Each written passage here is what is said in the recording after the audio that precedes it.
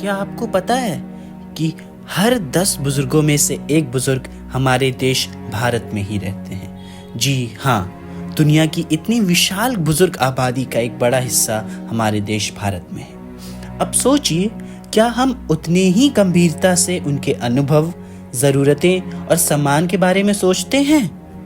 बात सिर्फ आंकड़ों की नहीं है, बात है उनके जीवन की गुणवत्ता की। और अब वक्त है इस पर ठहर कर सोचने का। भारत में हमेशा से बुजुर्गों को घर का स्तंभ माना जाता था। फिर ऐसा क्या हुआ कि आज वही बुजुर्ग, जिनका अनुभव और समझ कभी मार्गदर्शक थे, आज समाज से कटे हुए नजर आते हैं? क्या ये आधुनिकता की देन है या फिर कुछ और भी कारण है? चलिए इस सवाल की तह तक चलते हैं। एक जमाना ऐसा था जब बच्चा खाना नहीं खाता था तो माँ रोती थी, मगर अब जमाना ऐसा आ गया है जब बच्चा खाना नहीं देता है इसलिए माँ रोती है। 10 जो बच्चे हैं ना, एक माँ पाल सकती है, लेकिन 10 बच्चे एक माँ को नहीं पाल सकते। अब जमाना ऐसा आ गया इस। और जब दिल भर आया तो लबों से सिर्फ ये अल्फाज निकले, कोई नहीं है दुनिया में, पोती पोते सब पढ़ रहे। कौन आएगा हमारे पास में? कोई नहीं आएगा। अब पीछे मुड़ के नहीं देखना, हमको माँ मर गई तब नहीं देखना। इस सच्चाई को और नजदीक से समझने के लिए हमने ओल्ड एज होम यानी कि वृद्धाश्रम का रुख किया। वहाँ हर किसी की एक अलग कहानी थी, लेकिन वजह सिर्फ एक, बच्चे। वहाँ हमारी मुलाकात कई बुजुर्गों से हुई। हमने उनसे बातें की, उनके जिंदगी के पन्ने पलटे और अपने जज्बातों को थामे हुए बीते वक्त के दर्द मुस्कान में छुपाकर वो हमारे साथ खुलकर गा उठे।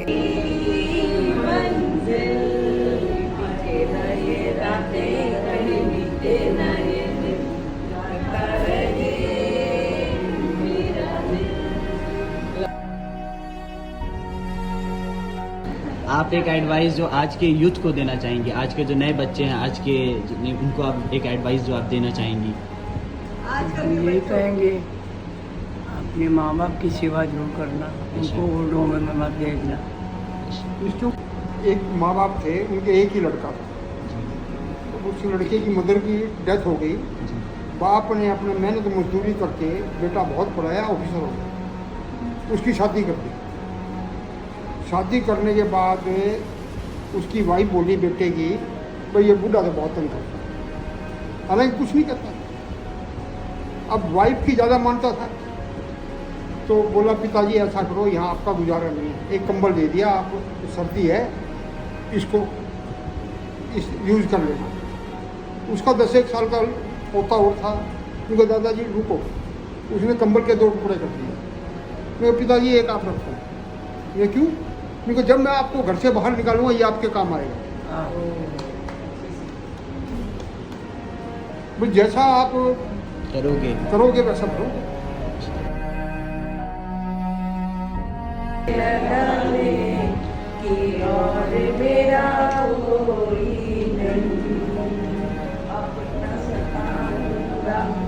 पास बुलाने से लगाने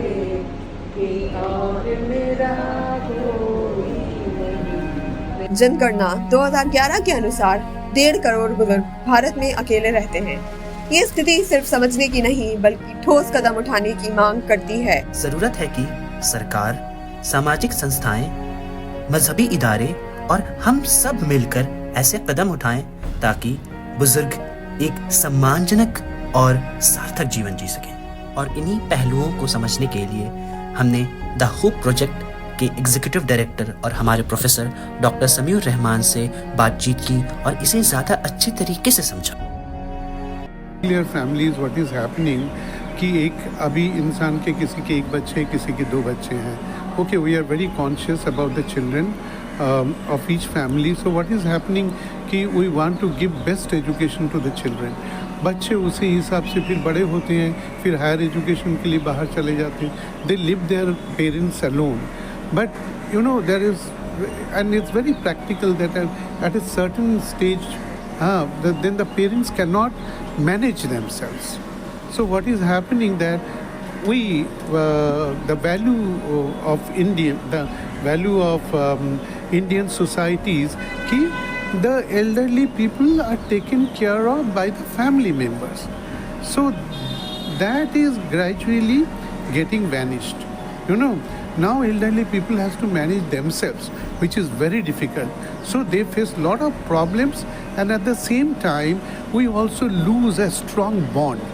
We Indians believe in a very strong family bond, and that bond is not there. We do not have extended family nowadays to take care of. So old age is gradually becoming a problem, and therefore in many parts of the country there are suicides among the elderly people. तो आइए दिल से ये इरादा करते हैं कि जिन्होंने हमें चलना सिखाया, उन्हें ज़िंदगी की ढलान पर हम कभी अकेला नहीं छोड़ेंगे। शुक्रिया।